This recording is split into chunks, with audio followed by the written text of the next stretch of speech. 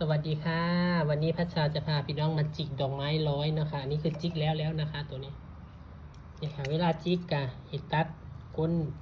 ออกค่ะตัดออกนะนี่ด้วยค่ะพี่น้องค่ะแล้วกึ่งกลางดอกไม้นี่ให้ใช้คัตเตอร์จิกลงไปค่ะตัดออกครึ่งต่อครึ่งอย่าเสียดายทิ้งไปเลยอันนี้ที่เราจะใช้งานดอกบานไม่รู้โรยเวลาเราไปร้อยเป็นรัดข้อมันจะสวยค่ะพี่น้องค่ะ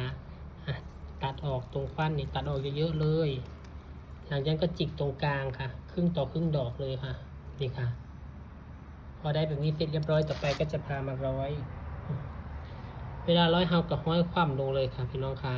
อันนี้พัชชาจะไปทำรัดข้อนะคะรัดข้อยอดบายสีรัดข้อขันหมากบิง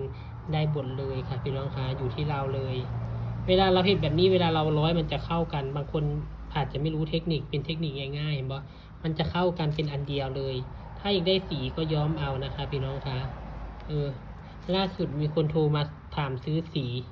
ย้อมดอกไม้สเปรย์ย้อมดอกไม้แล้วพี่น้องไม่ได้เอามาขายค่ะพี่น้องคะสเปรย์ย้อมดอกไม้อันนี้มันย้อมได้หมดไม่จะจำเป็นต้องเป็นดอกบานไม่รู้โรยดอกเบญจมาศเราอยากได้สีชมพูเราก็พ่นเอาซื้อเบญจมาศสีขาวมาแล้วก็พ่นชมพูเอาเราอยากได้เป็นสีที่มันไม่มีในท้องตลาดเนาะเบญจมาศมันมีม่วงมีขาวมีเด็กมีเหลืองใช่ไหมล่ะสีอื่นมันไม่มีเราก็พ่นเอา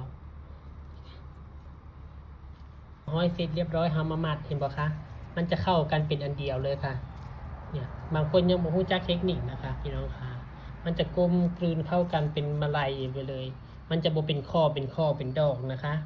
อันนี้เป็นเทคนิคเล็กๆน้อยๆมาฝากมาต้อนอยากได้สีก็พ่นสีเอาค่ะพี่น้องคะ